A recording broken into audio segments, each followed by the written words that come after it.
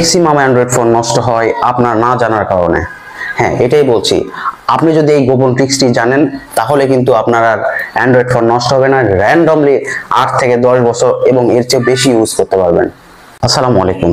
আমরা যারা Android phone use করি, অ্যান্ড্রয়েড ফোন ইউজ করার সময় দেখা যায় যে ম্যাক্সিমাম ফোনগুলো খুব দ্রুত নষ্ট হয়ে যায়, 1-2 বছর পর স্লোলি কাজ করে এবং ব্যবহারে অনুপযোগী হয়ে পড়ে। আমার যে হাতে যে অ্যান্ড্রয়েড ফোনটা দেখছেন, এটা হচ্ছে স্যামসাং কোম্পানির এই ফোনটা কিন্তু আমার নষ্ট হয়ে গিয়েছে। কেন নষ্ট হয়ে গিয়েছে আজকে আমি শেয়ার করব, এবং এটা থেকে মুক্তি পাওয়ার উপায় কি সেটা শেয়ার করব। এই জন্য আমার মোবাইল স্ক্রিনটাকে লক্ষ্য করবেন। তার আগে বলে রাখি যে এটা বন্ধ হওয়ার জন্য কিন্তু আপনারা দায়ী না, আমি কিন্তু দায়ী না। এটা নষ্ট হয়েছে কোম্পানির একটা ট্রিক্সের কারণে। দেখেন, আমাদের ফোনটা নষ্ট হচ্ছে হয়তো বা আমাদের মিস ইউজ বা পানি পড়া বা পড়ে যাওয়া এইসব কারণে নষ্ট হয়, কিন্তু এই ফোনটা আমার নষ্ট হয়েছে কোম্পানির কিছু ট্রিক্স খাটাইয়াছে আমার সাথে, যেটা আমি বুঝি নাই। আচ্ছা, এটা থেকে মুক্তি পেতে গেলে কি করতে হবে দেখেন। কি ট্রিক্সটা খাটিয়েছে কোম্পানি? যখন আপনি একটা খেয়াল করবেন, যখন একটা ফোন কেনেন, ফোন কেনার পর কিন্তু এটা কিছুদিন পরে আপডেট চায়। এই আপডেট, প্রথম আপডেট প্রত্যেকটা ফোনের কিন্তু আপনার যখন এই ফোনটা কোম্পানির একটা IMEI নাম্বার বা সিরিয়াল নাম্বার ওনাদের কাছে আছে, অর্থাৎ যখন আপডেট চায় সেটা হচ্ছে 2 থেকে 4 মাসের মধ্যে একটা আপডেট চায় বা 6 মাসের মধ্যে একটা আপডেট নেয়। সেটা নিয়ে তারা কি করে, এটা ফাস্ট করার জন্য একটু প্রথমে করে আপডেট করলে ফাস্ট হয়ে যায়। এটা যখন আপনি যে কাউকে বলবেন তখন সেটাই বলবে, কিন্তু এটাই যে আপনার অনেক বড় ক্ষতির কারণ, এটা কি আপনি বুঝছেন? হ্যাঁ, অ্যান্ড্রয়েড ফোন যখন আপনি আপডেট দিবেন তার আগে খেয়াল রাখতে হবে। আমার এই অ্যান্ড্রয়েড ফোন নিয়ে আমি কিন্তু অনেক বিপাকে, অর্থাৎ 1 বছরের মধ্যে আমাকে টাচ ডিসপ্লে চেঞ্জ করতে হয়েছে, আবার আমাকে চেঞ্জ করতে হয়েছে। এখানে এখন কিন্তু নেটওয়ার্ক আইসি কাজ করে না, অর্থাৎ আমি এই ফোনে কোনো সিম ইউজ করতে পারছি না। এটা কিন্তু কোম্পানি শুধু আমাকে ঠকিয়েছে। আচ্ছা, কিভাবে ঠকিয়েছে আপনাদেরকে আরেকটু ক্লিয়ার করে দিই। দেখেন, আপনার সামনে অনেকেই ফোন ইউজ করছে, যারা অনেক দিন যাবত ফোন ইউজ করে। ধরেন, আপনার কাছে যদি একটা ফোন মানে একটা প্রোডাক্ট কেউ কেনে, সেটার কার্যক্ষমতা যতক্ষণ নষ্ট না হয় ততক্ষণ পর্যন্ত কিন্তু অন্য প্রোডাক্ট কেনে না, ওই জিনিসই আবার কেনে না। ঠিক তেমনি কোম্পানি কি করে, প্রথমে যে আপডেটটা দিল, আপডেট দেওয়ার পর পরবর্তীতে 1 বছর যে মানে ওয়ারেন্টি টাইম থাকে, এরপরে আরেকটা আপডেট দেয় 1 বছর বা 2 বছর পর।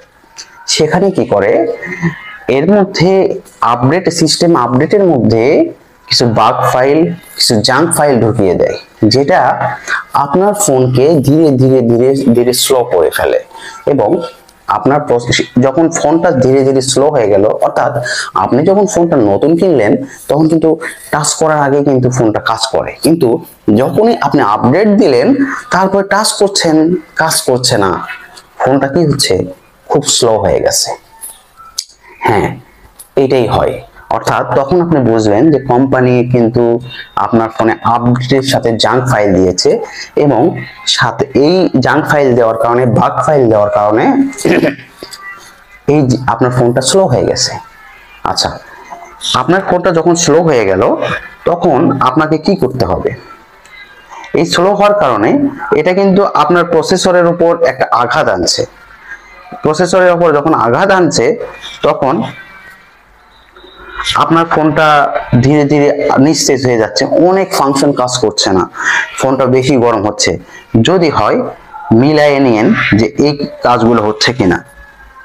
আচ্ছা, এর পরবর্তীতে আপনাদের কাজ হবে কি, যদি এই অবস্থা হয় আপনাদেরকে অবশ্যই খেয়াল করতে হবে যে ফোনটাকে আবার রিস্টোর দেওয়ার জন্য। যদি আপনি রিস্টোরটা দেন তাহলে আপনার কিন্তু এই ঝামেলা থেকে অনেকটা মুক্তি পাবেন বলা চলে। কারণ হচ্ছে, আপনি যখন ফোনটা রিস্টোর দেবেন ফোনটা আগের সিস্টেমে চলে আসবে। হ্যাঁ, এখানে আপনি হয়তোবা রিস্টোর দিলে আপনি আবার ফোনটা যেমন নতুন ছিল ওই রকম হবে, এবং সেই ক্ষেত্রে আপনার ফোনে যে জাঙ্ক ফাইলগুলো ছিল সবকিছু ডিলিট হয়ে যাবে, বাগ ফাইলগুলো ছিল ডিলিট হয়ে যাবে, এবং ফোনটা আগের মতো হয়ে যাবে, নতুনের মতো। এতে করে কি হবে, আপনার ফোনটা কিন্তু অনেকদিন টিকবে। কারণ আর আপনাদেরকে খেয়াল রাখতে হবে, কোম্পানি যে কোনো আপডেট দেওয়ার সাথে সাথে কখনোই ফোনকে আপডেট করবেন না। ফোনকে যদি আপডেট করলেন তো আমার মতো অবস্থা হলো। খেয়াল করেন আমার স্ক্রিন রেকর্ডটাকে খেয়াল করেন, দেখেন আমার কিন্তু উপরের দিকে দেখেন এখানে কিন্তু নেটওয়ার্ক নাই, অর্থাৎ এখানে নেটওয়ার্ক আইসি কাজ করে না, কোনো না 2G না 3G না 4G, আমি কোনো কিছু ইউজ করতে পারছি না। এটা কিন্তু আমার অজ্ঞতার কারণে হয়েছে। যদি আমি আপডেটটা না দিতাম সময় সাপেক্ষে, তাহলে কিন্তু এই কাজটা হতো না। এই আপডেটটা কোথায় থেকে হচ্ছে দেখেন, আপনি মোবাইলের সেটিং আইকনে চলে যাবেন, গিয়ে দেখবেন সার্চ বারে ক্লিক করবেন update, Google play system update, তারপর অ্যাবাউট সফটওয়্যার আপডেট, এরকম আপডেট লিখে যখন সার্চ করবেন দেন সিস্টেম আপডেট, দেখেন এই যে এই সিস্টেম আপডেট গুলো দেবেন না, বা আপনাকে যে ফোন ইজ অটো আপডেট, এই আপডেট গুলো সবগুলো বন্ধ করে রাখবেন। দেখেন আমি একটা জিনিস খেয়াল করেছি, স্যামসাং J1, আমার এক ছোট মানে ভাতিজা আছে বা চাচা আছে, চাচাই বলা চলে, ও কিন্তু ইউজ করে অনেক দিন, মিনিমাম 10 বছর হয়ে গেল, কিন্তু সে কিন্তু তার ফোনটা এখনো চলছে। আপনার এই ফোনটা কি এখনো চলছে? না, কারণ হচ্ছে উনি কিন্তু ফোনে আপডেট করে না, কোনো কিছু আসলে আপডেট দেয় না, ও এগুলো বোঝেই না, বিধায় এতদিন ফোনটা চালাচ্ছে। আর আমরা বেশি বুঝি বিধায় আপডেট দিয়ে ফোনটাকে নষ্ট করে ফেলতেছি, জাঙ্ক ফাইল বাগ ফাইল দিয়ে আমাদের ফোনটাকে আমরা নষ্ট করে ফেলতেছি। কারণ কোম্পানিগুলো করে কি, যখন আপনার এই ফোনগুলো আপনার নিল, এই জাঙ্ক ফাইল বাগ ফাইল না ঢুকাইলে ফোনটা নষ্ট হবে না, আপনি ফোনটা কিনবেন না। তো আপনাকে অবশ্যই খেয়াল রাখতে হবে, কোনো সিস্টেম আপডেট, সফটওয়্যার আপডেট বা যে কোনো আপডেট আসলে কিন্তু আর আপডেট করা হবে না, এবং ফোনটাকেও নষ্ট করা যাবে না। এরকম ইম্পর্টেন্ট টিপস প্রতিনিয়ত পেজে চ্যানেলে আপলোড করা হচ্ছে। যদি মনে করেন যে এটা আপনার জন্য উপকার, অন্য ভাইয়ের জন্য দরকার, তাহলে এটা ভিডিওটা শেয়ার করুন।